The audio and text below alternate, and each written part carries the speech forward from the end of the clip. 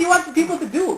You know? Yeah, I mean, I totally agree. I mean, come on, you cannot make fun of us based on the perception thing. Oh, we are lazy, right?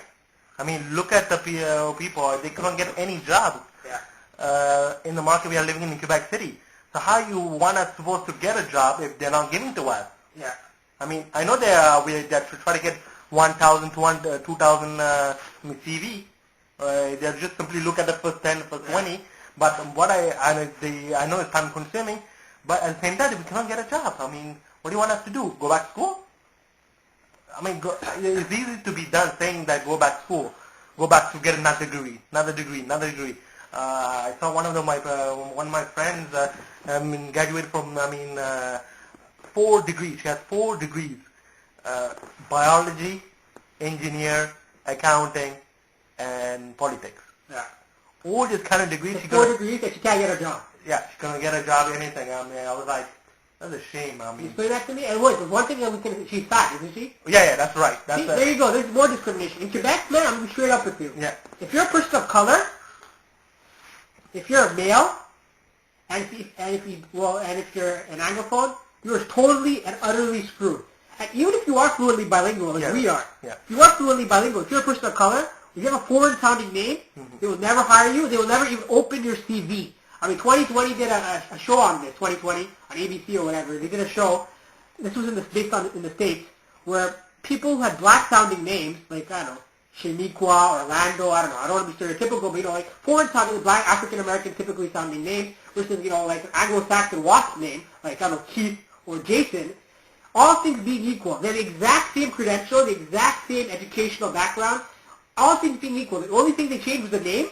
The guy with the Anglo-sounding name was 3 times more likely to get a reply from an employer. So, I mean, there's a lot of racism. I mean, Dr. Phil did a show on appearance and how people, employers judge you based on your looks instead of your credentials. I mean, I thought we were living in a meritocracy where the best person will get the job, regardless of, gender, race, appearance, or any of that bullshit. It was all about who could do the job the best, the quickest, the most efficient. And who brings on the table? Who brings the most to the table? I mean, that's the main point. I mean, you don't look at it based on look. I mean, what based on look? What you want to be attractive and show them everything? Yeah, it's a show. I mean, it's not based on credit. I know you want a charisma in your company or the face, icon based on the company. Yeah. But you have to look the person. I mean, the person, what he brings on the table. Yeah. Based on his knowledge, based on his credential. And how hard he works, I mean. Yeah. If the person is a hard worker, works 7 days a week, willing to sacrifice for workplace, you should do something about this person. Yeah. He's trying to put everything.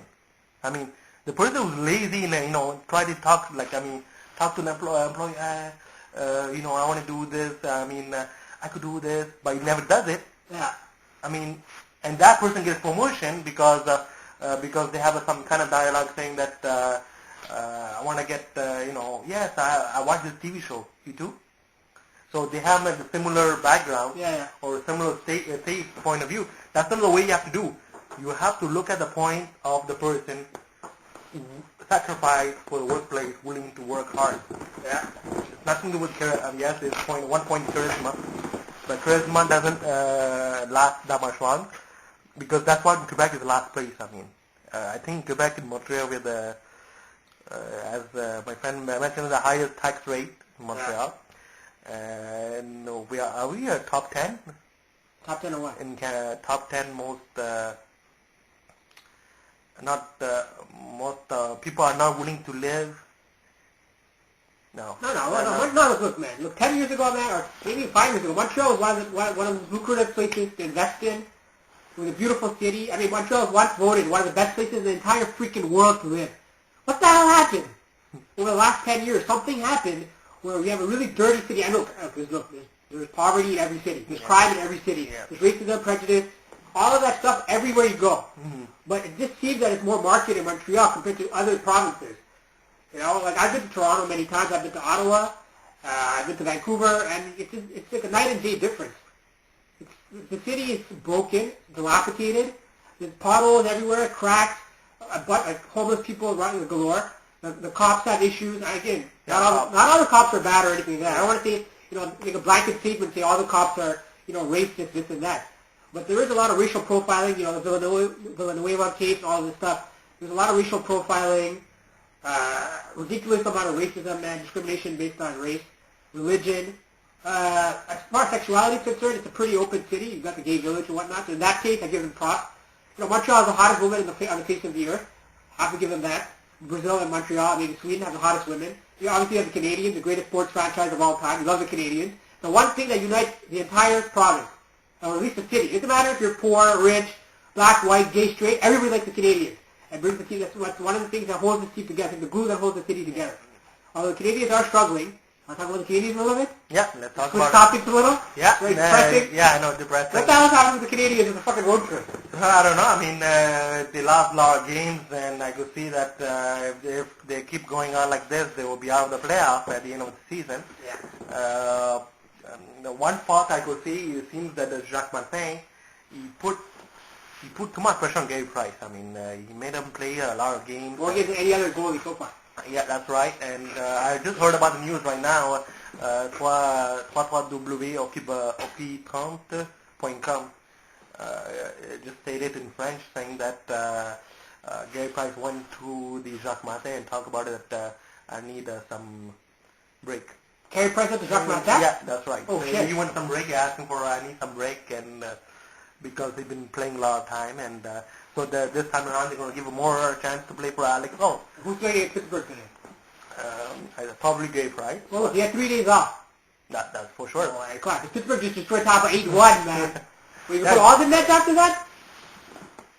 I don't know. Yeah, I don't know. I mean, it depends how Gary Price feels, but based on the performance on December, it was that decision to make the trade of Jaroslav Halak, which most of you guys are fans of Jaroslav Halak. But at the same time, there's a thought of Pierre Gauthier. If you had traded Jaroslav Halak, you should, okay, you got Gary Price, try to get another goalie you're confident with. So it looks like you're not confident with Alex out. Yeah. You see? It seems that, I don't want to put it, it looks like you want to let the easy goals, like the goal that he let in, against Toronto, 3-2. I mean, the way they should have made the easy save. So as I said, the one fault I could say against, I mean, they were third place, I mean, the beginning of the season. Right now they're first at 1 point. First at 1 point. Right now they're 8. Yeah, and 3 points. Carolina's only 3 points behind with the game at hand. And, I mean, our schedule is rough. We got Pittsburgh twice, I think. Boston, Washington. I mean, we're not playing pushover teams. I mean, we can't beat teams like the Islanders, the Maple Leafs. How are we going to, what chance do we have against these top tier teams? I don't know. That's a big thing. So, what I heard about rumors is that looks like some people are not willing to play for Jacques Martin. For example, Mike Camilleri. Oh, yeah? There's a rumor saying that, I mean, he's willing to play the defensive style, but he was built for the offensive weapon. I mean, he's built to score goals. Yeah.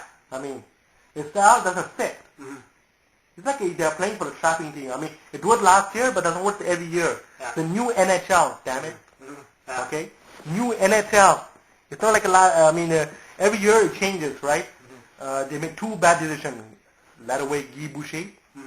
Tampa Bay, yes, they got massacred by the Pittsburgh Penguins because they played day before against Washington and beat them 6-2. 3-0. Yeah. Was it 1-0?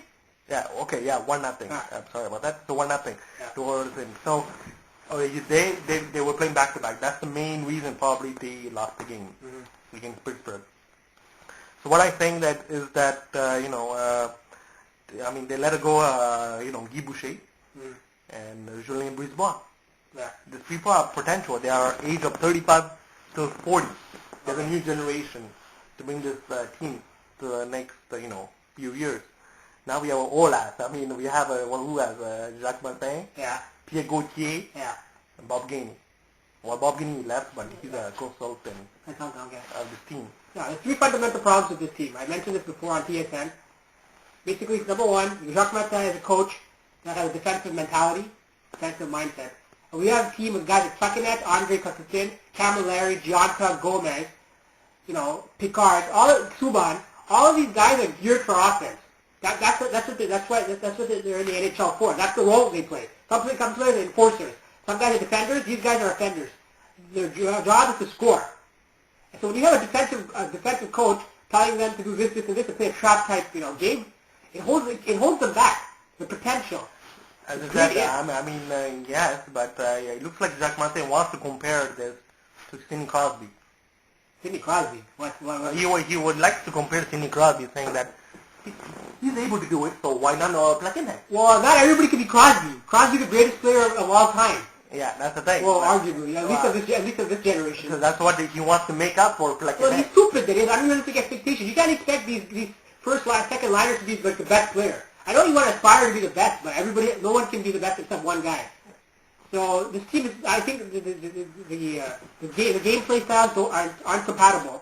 The players are frustrated. Carey Price is overworked, and he is an overrated goaltender. He's not the next Patrick Waugh. He's not the next Martin Brodeur or Jacques Plante. Yeah. He's an overrated goaltender. He's not the second coming. He never will be. And people expect too much from him. Trey Halak was stupid. PK Subban to go back to the minors. He's just reckless. He doesn't know what the hell he's doing. I know he wants to improve his game, but we can't have him. He's like an experiment. This team needs to win. We can't take a risk with experimental players. He needs to go back to the minors, work, get his shit together for another year or two, come back in 2013, he'll be a new player. But right now, he's no Lidstrom, he's no Paul Coffey, he's no Bobby Orr, he's a third line type defender, and he's cost us so many games. You watch the highlights, almost every goal that was allowed had something to do with him. He was implicated in every play. Yeah. I gave the puck away. I totally agree. I totally agree. Penalty. I totally agree. He cost us a lot of match. Jesus Christ. That cost us a lot of match. The recent slide for Montreal Canadiens. I don't know what Jacques Martin is looking at.